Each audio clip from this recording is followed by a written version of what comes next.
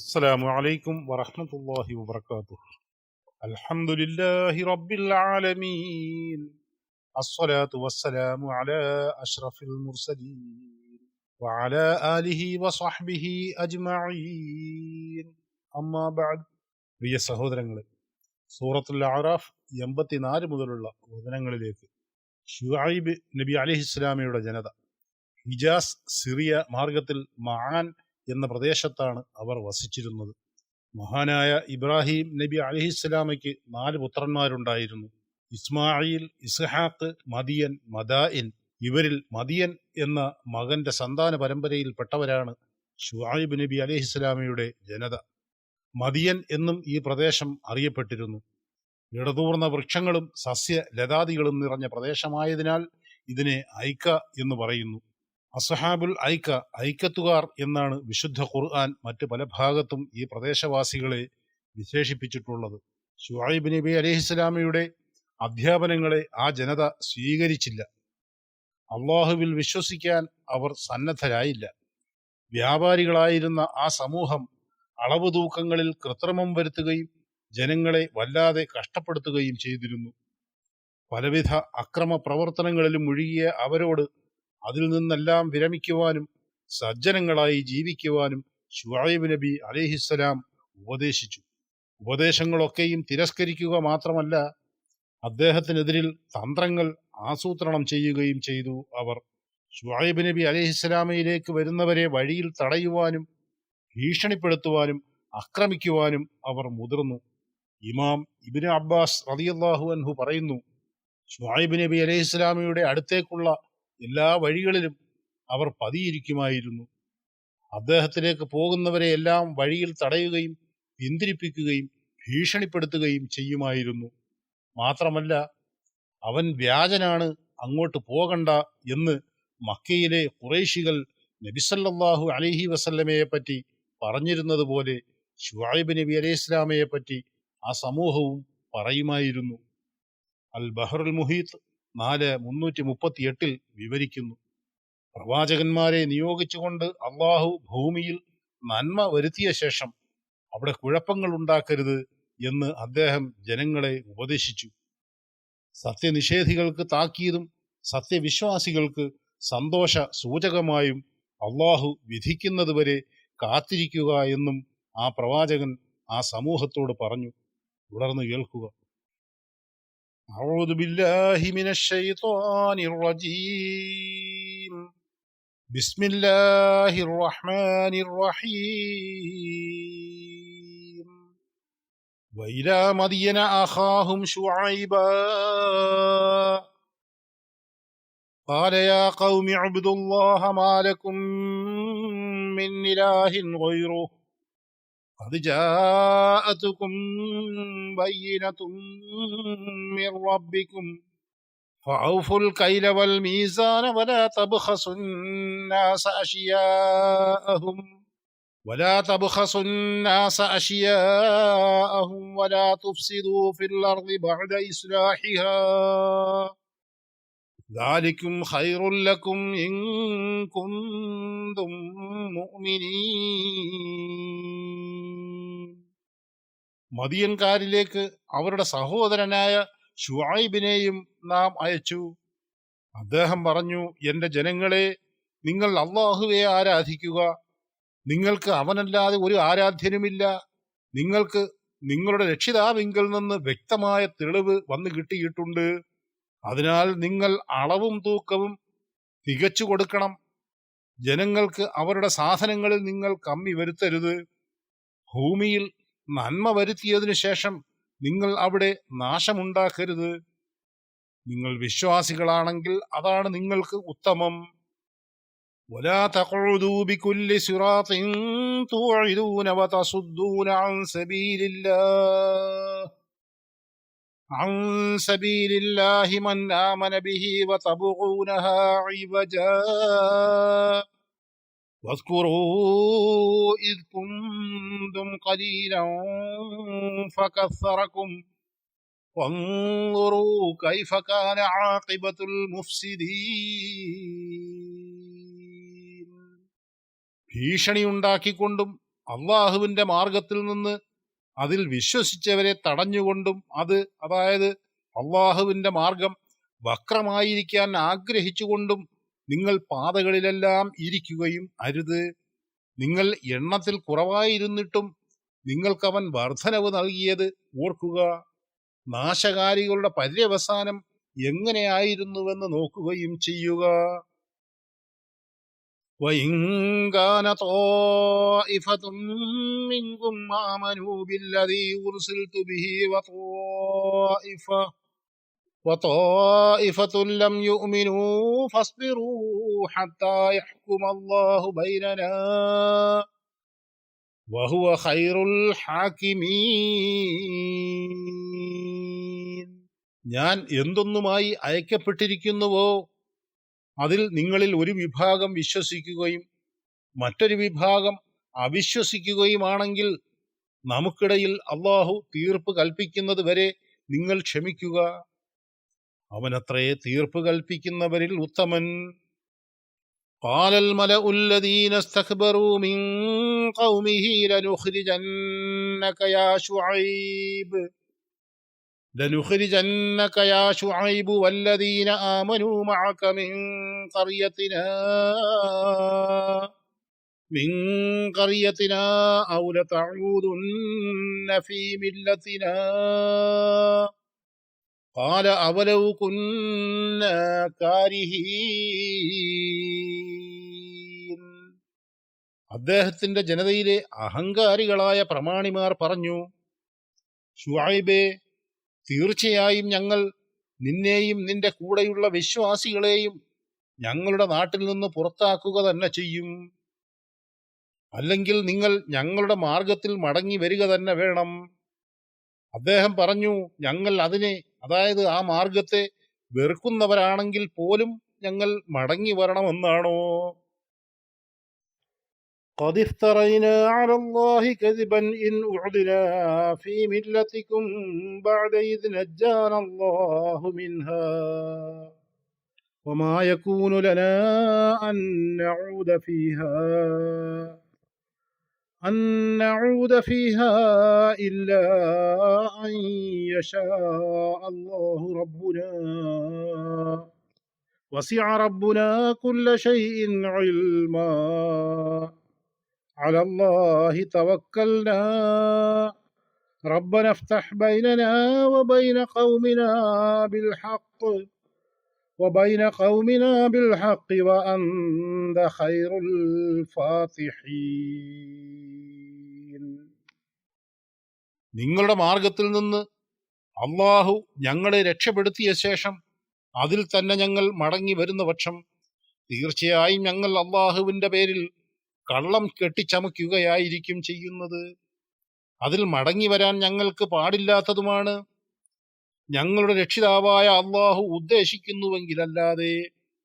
ഞങ്ങളുടെ രക്ഷിതാവിന്റെ അറിവ് എല്ലാ കാര്യത്തെയും ഉൾക്കൊള്ളുന്നതായിരിക്കുന്നു. അള്ളാഹുവിന്റെ മേലാണ് ഞങ്ങൾ ഭരമേൽപ്പിച്ചിരിക്കുന്നത്.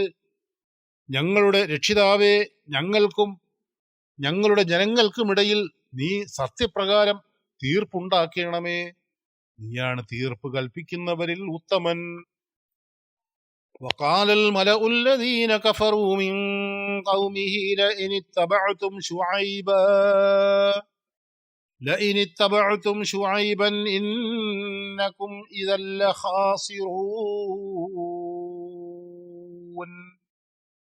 അദ്ദേഹത്തിന്റെ ജനതയിലെ സത്യനിഷേധികളായ പ്രമാണിമാർ പറഞ്ഞു, നിങ്ങൾ ശുഐബിനെ പിൻപറ്റുന്ന പക്ഷം തീർച്ചയായും അതുമൂലം നിങ്ങൾ നഷ്ടക്കാരായിരിക്കും. ശുഐബ് നബി അലൈഹിസ്സലാമയോടും അദ്ദേഹത്തിൽ വിശ്വസിച്ചവരോടുമുള്ള എതിർപ്പും ശത്രുതയും ആ ജനതയിൽ നാൾക്കുനാൾ വർദ്ധിച്ചു വന്നു. അവരിലെ നേതാക്കൾ ആവശ്യപ്പെടുന്നത് പ്രവാചകനിൽ വിശ്വസിച്ചവർ അവരുടെ പഴയ അന്ധവിശ്വാസങ്ങളിലേക്ക് മടങ്ങിച്ചെല്ലണം. ശുഐബ് നബി അലൈഹിസ്സലാം അവരുടെ അന്ധവിശ്വാസങ്ങൾ സ്വീകരിക്കണം. അല്ല എങ്കിൽ സകലരെയും നാടുകടത്തുമെന്ന ഭീഷണിയാണ് അവർ മുഴക്കുന്നത്. പ്രവാചകനും അദ്ദേഹത്തിൽ വിശ്വസിച്ചവരും സകലതും അള്ളാഹുവിൽ ഭരമേൽപ്പിച്ച് തങ്ങളുടെ അചഞ്ചലമായ വിശ്വാസത്തിൽ അടിയുറച്ചു നിന്നു. ഒപ്പം സർവജ്ഞനായ അള്ളാഹുവിന്റെ തീർപ്പിനായി കാത്തിരിക്കുകയും ചെയ്തു. ഒടുവിൽ അത് സംഭവിച്ചു. ഒരു മേഘം പ്രത്യക്ഷപ്പെട്ടു. അതിൽ നിന്നും അസഹനീയമായ ചൂട് അനുഭവപ്പെടാൻ തുടങ്ങി. തുടർന്ന് ഒരു ഇടിനാദവും അതിശക്തമായ ഭൂചലനവും സംഭവിച്ചു. അള്ളാഹുവിന്റെ പ്രവാചകനെയും അദ്ദേഹത്തിൽ വിശ്വസിച്ചവരെയും നാടുകടത്താൻ തന്ത്രങ്ങൾ മെനഞ്ഞവർ യാതൊന്നും അവശേഷിപ്പിക്കാത്ത നിലയിൽ ഭൂമുഖത്തു നിന്നും തുടച്ചു നീക്കപ്പെട്ടു. فأخذتهم الرجفة فأصبحوا في دارهم جاثمين. അപ്പോൾ അവരെ ഭൂകമ്പം പിടികൂടി. അങ്ങനെ നേരം പുലർന്നപ്പോൾ അവർ അവരുടെ വാസസ്ഥലത്ത് കമിഴ്ന്നു വീണ് കിടക്കുകയായിരുന്നു. الذين كذبوا شعيبا كأن لم يغنوا فيها الذين كذبوا شعيبا كانوا هم الخاسرين. ശുഐബിനെ നിഷേധിച്ചു തള്ളിയവരുടെ സ്ഥിതി അവരവിടെ താമസിച്ചിട്ടേയില്ലാത്ത പോലെയായി. ശുഐബിനെ നിഷേധിച്ചു തള്ളിയവർ തന്നെയായിരുന്നു നഷ്ടക്കാർ. فتولى عنهم وقال يا قوم لقد أبلغتكم رسالات ربي ونصحت لكم فكيف آسى على قوم كافرين. അനന്തരം അദ്ദേഹം അവരിൽ നിന്ന് പിന്തിരിഞ്ഞുപോയി. അദ്ദേഹം പറഞ്ഞു, എന്റെ ജനങ്ങളെ, തീർച്ചയായും എന്റെ രക്ഷിതാവിന്റെ സന്ദേശങ്ങൾ ഞാൻ നിങ്ങൾക്ക് എത്തിച്ചു തരികയും ഞാൻ നിങ്ങളോട് ആത്മാർത്ഥമായി ഉപദേശിക്കുകയും ചെയ്തിട്ടുണ്ട്. അങ്ങനെയിരിക്കെ സത്യനിഷേധികളായ ജനതയുടെ പേരിൽ ഞാൻ എന്തിനു ദുഃഖിക്കണം? പ്രവാചകർ വഴി അള്ളാഹു നൽകുന്ന ദിവ്യ സന്ദേശങ്ങളെയും ദൃഷ്ടാന്തങ്ങളെയും എല്ലാം നിഷേധിക്കുകയും വികലമായി ചിത്രീകരിക്കുകയും ജനങ്ങളെ സത്യത്തിന്റെ മാർഗത്തിൽ നിന്ന് പിന്തിരിപ്പിക്കുവാൻ നിരന്തരം ശ്രമിക്കുകയും ചെയ്ത ഒരു ജനവിഭാഗത്തിന്റെ അതിദയനീയമായ പതനമാണ് നാം ഇവിടെ കാണുന്നത്. അള്ളാഹുവിന്റെ ഏകത്വം നിഷേധിക്കുകയും അള്ളാഹുവിന്റെ ദൂതനെ വ്യാജനാക്കുകയും ചെയ്തവരുടെ പതനത്തിൽ താൻ എങ്ങനെ ദുഃഖിക്കും? അവരുടെ ഉന്മൂലനത്തിൽ ഞാൻ എങ്ങനെ വേദന പ്രകടിപ്പിക്കും എന്നാണ് ശുഐബ് നബി അലൈഹിസ്സലാം ചോദിക്കുന്നത്. وما أرسلنا في قرية من نبي إلا أخذنا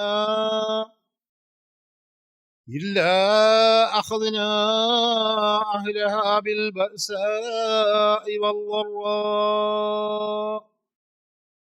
بالبأساء والضراء لعلهم يضرعون. ഏതൊരു നാട്ടിൽ നാം പ്രവാചകനെ അയച്ചപ്പോഴും അവിടുത്തുകാരെ ദുരിതവും കഷ്ടപ്പാടും കൊണ്ട് നാം പിടികൂടാതിരുന്നിട്ടില്ല. അവർ വിനയമുള്ളവരായി തീരാൻ വേണ്ടി എത്രയത്. ثم بدلنا مكان السيئة الحسنة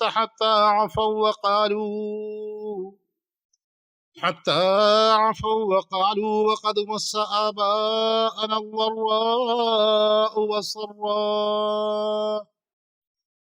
والسراء فأخذناهم بغتة فهم لا يشعرون. പിന്നെ നാം വിഷമത്തിന്റെ സ്ഥാനത്ത് സൗഖ്യം മാറ്റിവെച്ചു കൊടുത്തു. അങ്ങനെ അവർ അഭിവൃദ്ധിപ്പെട്ട് വളർന്നു. ഞങ്ങളുടെ പിതാക്കന്മാർക്കും ദുരിതവും സന്തോഷവുമൊക്കെ വന്നു ഭവിച്ചിട്ടുണ്ടല്ലോ എന്നാണ് അപ്പോൾ അവർ പറഞ്ഞത്. അപ്പോൾ അവരറിയാതെ പെട്ടെന്ന് നാം അവരെ പിടികൂടി. വലൗ അന്ന അഹ്ലൽ ഖുറാ ആമനൂ വത്തഖൗ ലഫതഹ്നാ عليهم بركات من السماء والأرض ولكن كذبوا فأخذناهم بما كانوا يكسبون. ആ നാടുകളിലുള്ളവർ വിശ്വസിക്കുകയും സൂക്ഷ്മത പാലിക്കുകയും ചെയ്തിരുന്നുവെങ്കിൽ ആകാശത്തു നിന്നും ഭൂമിയിൽ നിന്നും നാം അവർക്ക് അനുഗ്രഹങ്ങൾ തുറന്നു കൊടുക്കുമായിരുന്നു. പക്ഷെ അവർ നിഷേധിച്ചു തള്ളുകയാണ് ചെയ്തത്. അപ്പോൾ അവരുടെ പ്രവർത്തന ഫലമായി നാം അവരെ പിടികൂടി. അഫഅമിന അഹ്ലുൽ ഖുറാ അൻ യഅതിയഹും ബഅസുനാ ബയാതൻ വഹും നായിമൂൻ. എന്നാൽ ആ നാടുകളിലുള്ളവർക്ക് അവർ രാത്രിയിൽ ഉറങ്ങിക്കൊണ്ടിരിക്കെ നമ്മുടെ ശിക്ഷ വന്നെത്തുന്നതിനെപ്പറ്റി അവർ നിർഭയരായിരിക്കുകയാണോ? അവഅമിന അഹ്ലുൽ ഖുറാ അൻ യഅതിയഹും ബഅസുനാ ളുഹൻ വഹും യൽഅബൂൻ. ആ നാടുകളിലുള്ളവർക്ക് അവർ പകൽ സമയത്ത് വിനോദങ്ങളിലായിരിക്കെ ശിക്ഷ വന്നെത്തുന്നതിനെപ്പറ്റിയും അവർ നിർഭയരായിരിക്കുകയാണോ? അഫഅമിനൂ മക്റല്ലാഹ് ഫലാ യഅ്മനു മക്റല്ലാഹി ഇല്ലൽ ഖൗമുൽ ഖാസിറൂൻ. അപ്പോൾ അള്ളാഹുവിന്റെ തന്ത്രത്തെപ്പറ്റി തന്നെ അവർ നിർഭയരായിരിക്കുകയാണോ? എന്നാൽ നഷ്ടം പറ്റിയ ഒരു ജനവിഭാഗമല്ലാതെ അള്ളാഹുവിന്റെ തന്ത്രത്തെപ്പറ്റി നിർഭയരായിരിക്കുകയില്ല.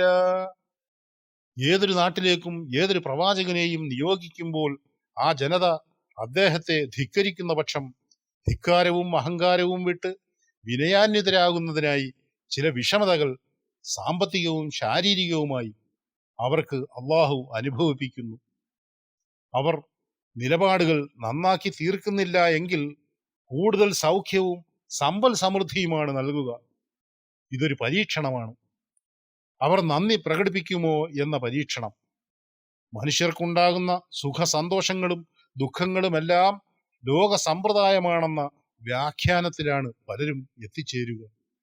ഓരോന്നിലും സംഭവിക്കുന്ന അള്ളാഹുവിന്റെ കൃത്യമായ ഇടപെടലുകളും ആസൂത്രണങ്ങളും പലരും ശ്രദ്ധിക്കാതെ പോകുന്നു, ചിന്തിക്കാതെ പോകുന്നു.